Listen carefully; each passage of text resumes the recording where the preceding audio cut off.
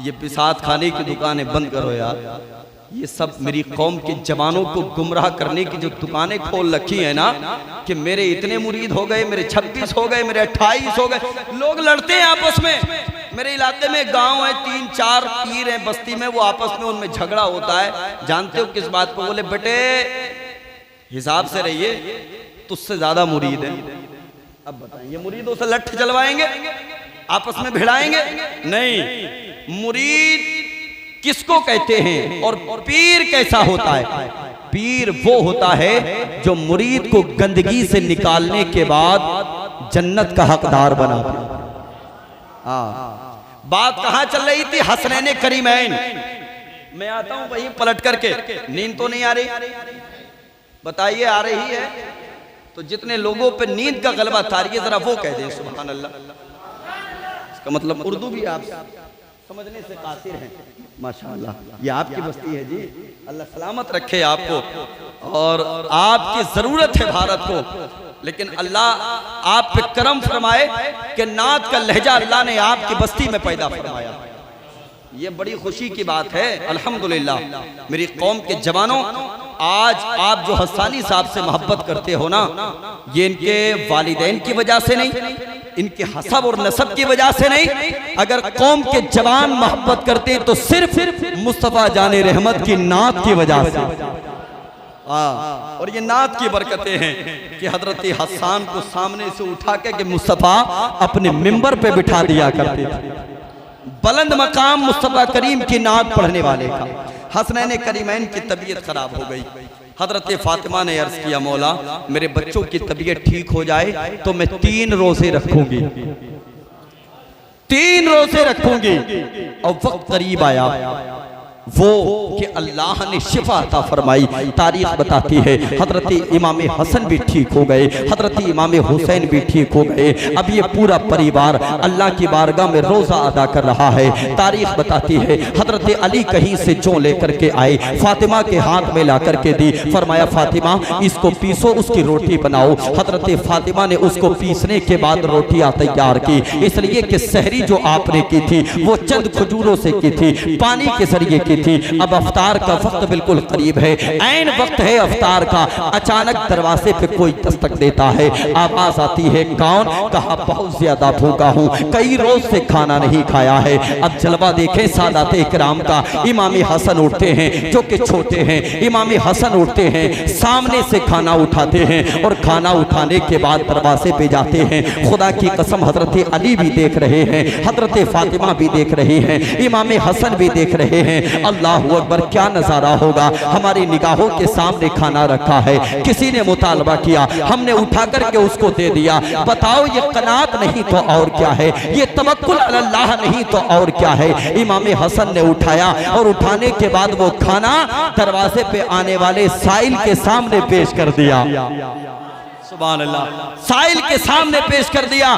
फिर से पानी से और खजूरों से आपने रोजा अफ्तार किया और रोजा अफ्तार करने के बाद अल्लाह का शुक्र अदा किया। अल्लाह का शुक्र अदा करने के बाद फिर से फजर का वक्त करीब होता है। उससे पहले पहले आपने सहरी की, चंद खजूरें खाई, पानी पिया। उसके बाद सहरी करने के बाद मुकम्मल रोजा रखा। आज भी ऐन वक्त अफ्तार का है। हजरत फातिमा के पास हजरत अली ने लाकर के कहीं से जौ दी। फरमाया इसको पीसने के बाद इसकी रोटियां तैयार करो। हजरत फातिमा ने रोटियां तैयार की। जैसे ही अफ्तार का वक्त करीब होता है, ये सब लोग दस्तरखान पर बैठे हुए हैं। अचानक दरवाजे पे फिर से दस्तक होती है। कहा कौन? कहा भूखा भी हूं और साथ में यतीम भी हूं, भूखा भी हूं और साथ में यतीम भी हूं। हजरत फातिमा ने सुना, फरमाया शहजादो किसी यतीम को अपने दरवाजे से वापस ना जाने देना। फौरी तौर पे शहजादों ने खाना उठाया और उठाने के बाद आने वाले साइल को दे दिया। कितने रोजे हुए? 2। जोर से बोले कितने हुए? 2। तीसरा रोजा आपने फिर खजूरें खाने के बाद, पानी पीने के बाद रखा। वक्त अफ्तार का करीब आया। हजरत फातिमा को ला करके फिर से जो दी गई, आपने आटा बनाया, उसके बाद उसकी रोटी बना करके फिर से दस्तरखान पे सजाई। अचानक फिर एक और साइल आया। आने के बाद कहने लगा भूखा भी हूँ, यतीम भी हूँ, मिस्कीन भी हूँ। अली आपके दरवाजे पे आया हूं और मुझे उम्मीद है ये वो दरवाजा है जिस दरवाजे से साइल को खाली वापस नहीं किया जाता है। ये वो दरवाजा है जिस दरवाजे से खाली हाथ नहीं लौटाया जाता है। हजरत अली के शहजादों ने फिर से खाना उठाया और उठाने के बाद आने वाले साइल को दे दिया।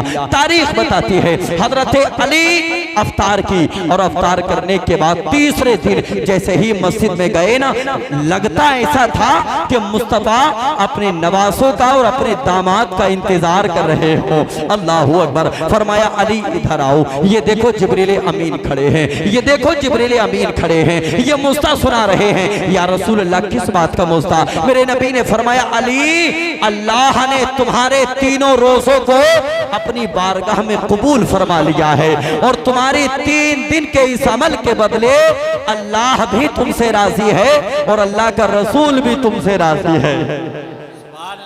हाँ, अल्लाह भी तुमसे राजी है और अल्लाह का रसूल भी तुमसे राजी है। 3 दिन के अमल से अपने अमल को ऐसा बनाओ कि लगना चाहिए कि मुस्तफा करीम का दीवाना है। हाँ, अपनी जिंदगी में चेंजिंग पैदा करो। मेरी कौम के जवानों, खास करके तुम इनकलाब पैदा करो, इसलिए कि उकाबी रूह जब बेदार होती है जवानों में, नजर आती है उनको अपनी मंजिल आसमानों में। ये जो जवान होते हैं ना, जवान ये कौम की रीढ़ की हड्डी हुआ करते हैं। आप जानते हैं अगर जिस्म में रीढ़ की हड्डी बेकार तो बॉडी बेकार, रीढ़ की हड्डी बेकार तो टांगे बेकार, रीढ़ की हड्डी बेकार, जिस्म का हर एक उज़्व बेकार। और रीढ़ की हड्डी अगर मजबूत है तो फिर उसको मजबूत कहा जाता है, स्ट्रॉन्ग कहा जाता है। कौम का जवान कौम की रीढ़ की हड्डी हुआ करता है। अगर मेरी कौम के जवानों आप मजबूत हो गए तो समझ लेना कि पूरा मुआशरा मजबूत हो गए। बदलो, अपने तरीके को बदलो।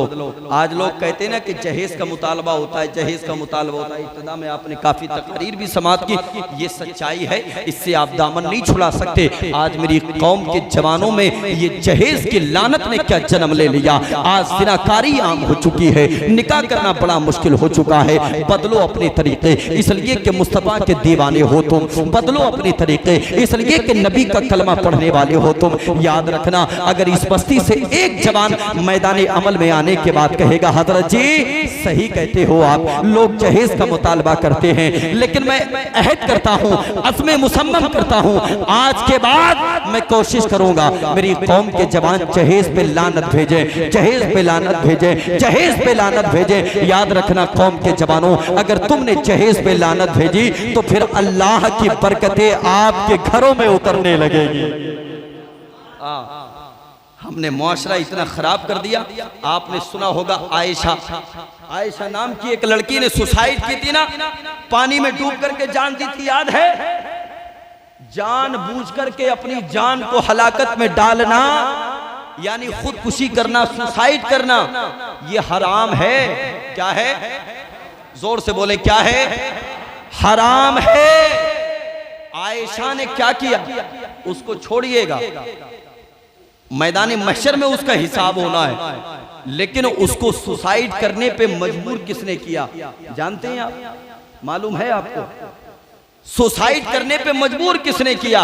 आपका जवाब होगा जहेज। जहेज ने सुसाइड करने पे मजबूर किया, जहेज ने सुसाइड करने पे मजबूर किया। और सब लोग चाहते हैं कि ये जहेज की लानत खत्म हो जाए, खत्म हो जाए, चाहते हैं कि नहीं चाहते? लेकिन मेरी बात ये समझ में नहीं आती कि आखिर जहेज मांगता कौन है? जिन परिंदे मांगता कौन है? सब ये चाहते हैं कि जहेज की लानत खत्म हो जाए और मांगने वाले भी हम। कैसे खत्म होगी? मैं तयक्कुन के साथ, और कारी मुबारक साहब अल्हम्दुलिल्लाह आप मेरे बचपन से मुझे जानते हैं, और मैं उस फील्ड में भी बाबांगे दहल ऐलान करता रहा हूं। जो लोग अपने बेटों की शादियों में जहेज मांगते हैं ना, उनको रमजान के महीने में ज़कात भी मांगना चाहिए। क्या ख्याल है? बताइए। अरे भाई फकीर हैं, इंटरनेशनल फकीर हैं, तो जब मांगते हो जहेज तो भाई मांगो ना ज़कात।